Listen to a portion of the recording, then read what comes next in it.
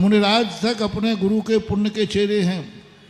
तीर्थंकर के पूरे समोषण में इतने उपाध्याय, इतने गणधर परमिटी, ये भी भगवान से कहते भगवान जब तक आपका पुण्य था हम आपके साथ थे, अब आपका पुण्य खत्म, अकेले चले गए और अकेले जाकर के आकाश में स्थिर हुए। पर भगवान तो खुश है, हम तो जगत का स्वभाव बता रहा, भगवान तो खुश हैं।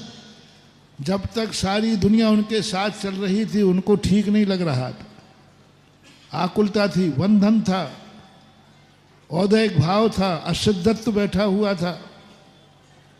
और जैसे ही कोई उनके साथ नहीं रहा, भगवान ने शांति की सांस ली। क्योंकि महापुरुष इस पुण्य के मिले हुए फल से कभी तृप्त नहीं होते,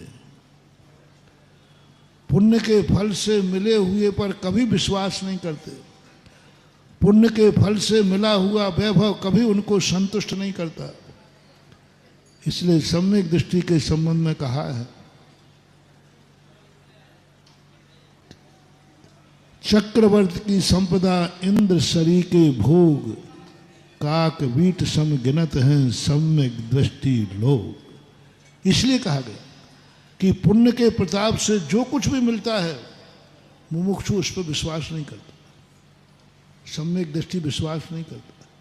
वो कभी अहंकार में नहीं जाता, वो कहता है ये सब देख रहा हूं, पुण्य का फल है, कुछ नहीं हो। जैसे ही वो पुण्य के फल के बिना, जैसे ही समोषण छूटा, भगवान को एकदम आनंद की अनुभूति, हालांकि वो केवल ज्ञान में है, लेकिन सारे बंधन से मुक्त होकर के और आकाश में खड़े हो गए।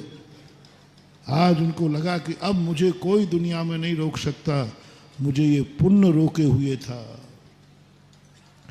सारा संसार कहता है मुझे पाप रोके हुए है, ये पाप मुझे रोक रहा है, और ज्ञानी कहता है पाप तो रोक नहीं रहा है, मुझे पुण्य रोक रहा है। महान आत्माओं को पाप नहीं रोक पाता, पुण्य रोक पाता। पाप में ताकत नहीं है कि वो भगवान को रोक ले, कोई पाप में ताकत नहीं है, लेकिन पुण्य में ताकत है जो केवली भगवान को भी रोक लेती है। और ऐसा आनंद की अनुभूति अब उन्होंने जो ध्यान किया, 26 मुनिराज भी उनके साथ वो समोषण से आए। कहाँ से आए? 26 मुनिराज भी पावापुर में अनायास कहीं से पहुंच गए। वो भी सब संग छोड़ करके और एकदम जा करके, और मध्य में भगवान खड़े हुए हैं। और आज ऐसा प्रसंग घड़ा, 14 की अंतिम रात्रि,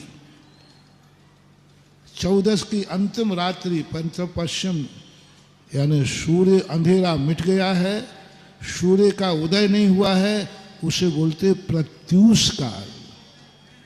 सूर्य उदय काल नहीं, सूर्य उदय को तो प्रातः काल बोलते हैं। प्रातः काल का अर्थ प्रत्यूष काल, प्रति उषाह, यानी प्रभात होने के पहले जो पीले बादल होते हैं, जैसे उस समय हुआ, पावापुर से भगवान महावीर स्वामी ने 2 शुक्ल ध्यान ध्या करके इस शरीर का नाश करके सिद्धत्व को प्राप्त हुए थे। आज के दिन 26 मुनिराजों को और मोक्ष हुआ था, और आज वो ऐसे आनंद को प्राप्त हुए। क्या काकताली न्याय है। भगवान महावीर स्वामी मोक्ष गए इसलिए, जैसे उनको समोषण से मुक्ति मिली, पुण्य के उदय से मुक्ति मिली, भगवान को आनंद आ गया, ऐसे ही हम साधुओं को ये 4 महीने जो भी चल रहा था, ये सब पुण्य का मेला चल रहा था, सुधा सागर का नहीं। हाँ, मैं नहीं मानूंगा, ये सुधा सागर का बंधे हुए पुण्य का मेला था, पुण्य का रेला था, पुण्य का रेला।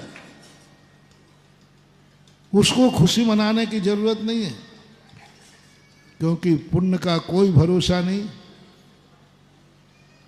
कब बीच मझधार में कब छोड़ दे। पुण्य पाप फल माई हरख बिल ख्यो मत भाई, यह पुद्गल पर जाय उपज बिन से थिर नाई। ये जितने भी कार्यक्रम, जितने भी वैभव, जितने भी जयकार है, इनको अपने स्वयं की जयकार नहीं मानना चाहिए मुमुक्षु को, स्वयं की प्रभावना नहीं मानना चाहिए मुमुक्षु को,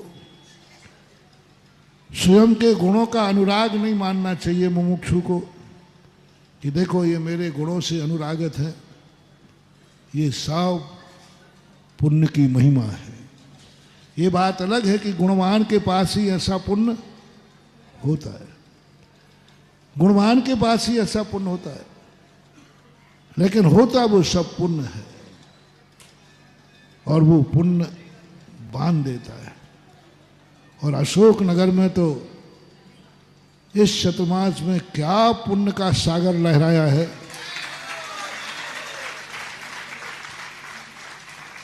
इस चतुर्मास में पुण्य के नदी नाले नहीं बहे, इस चतुर्मास में तो पुण्य का सागर लहराया है, जैसे मान लो पुण्य का सागर उमड़ आया। पूरे 3.5 महीने के लगभग ऐसा पुण्य का सागर। नदी नाले का तो यहाँ देखने पता ही नहीं था कि नदी कहाँ है और नाला सब सागरमय था।